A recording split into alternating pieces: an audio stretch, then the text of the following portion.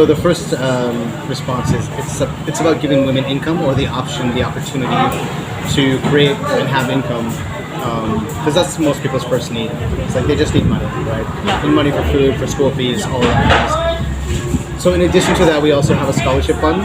So all of our producers, money is put aside for their kids for school. And then also pension, that's a new thing from Cambodia.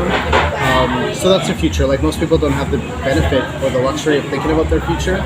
And now it's a little bit forced upon them by the government. But it's also really good because the company matches that donation or that contribution.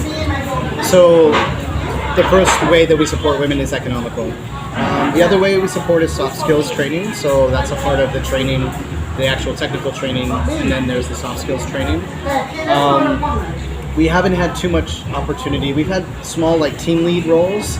It's been a bit hard just because of the education level in some of the villages. But that's certainly the goal, is that we're creating a structure that allows women to grow their skills from maybe just a producer to then a team lead or something like that. So in that way, it's like we see opportunities to just train women in different ways that might be helpful for them. So currently, no, because it's all within the goal for Cambodian Knits is to create jobs, right? That's to create economic opportunity for women. So when we offer these trainings, it's for women. The people who initially join trainings won't always become employees or workers for us. Sometimes they are just interested in the training, they want to come for it, and we do it. Open to public. Not necessarily open for the public. It's usually people who are interested initially in becoming knitters or producers, and then the initial training is knitting and producing and that type of thing. So they try it, and some people may not like it. It seems like I would say probably actually I can't guess. I think it's somewhere between 50 and 70% that I think stay on, or is it maybe for every 10 people we train initially, somewhere between 2 to 4 will stay on as permanent workers, and eventually. But don't quote me on that. Monica would know better.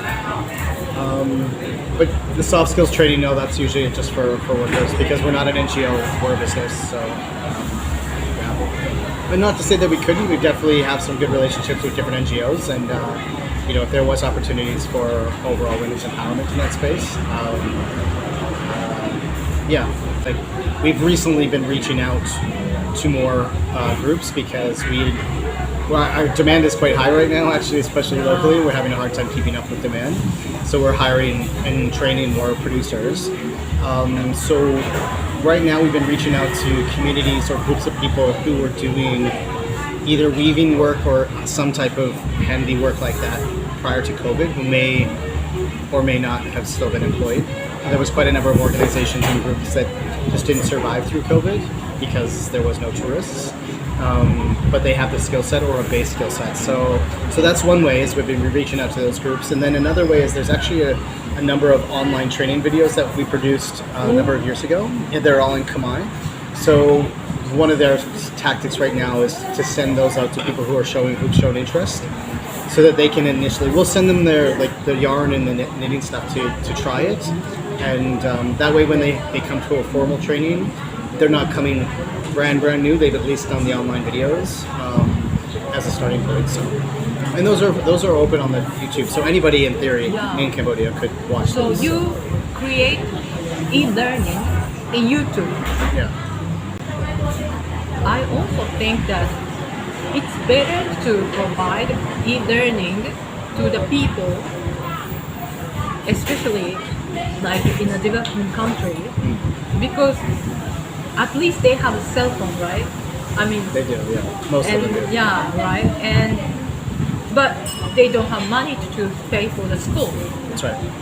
Sometimes the place where they live is so far. Yes. That's why they cannot come over till the school. That happens in Vietnam too. A lot of people in the village trying to sell their product whenever the trees come, but they cannot go to the main island for the education. That's right. Why don't we give like e-learning course instead of like making them come over. Yes. That's So what- we do the e-learning part, the videos, but we also then go to the villages. So Yeah, typically yeah. we'd go to a village to train people in person because there's no substitute for that. The videos are good for intros if nobody's ever knitted or crocheted before. So it's a great starting point. There are in Khmer, which also makes a difference. We do have a number of women who are illiterate, so their audio visual is much better. But then that in person really helps with the quality control and things like that. So we ship out the materials to those villages, and then when they're ready, their products are done, we then transport them back. So helping to bridge that gap between getting their products out there to the world. So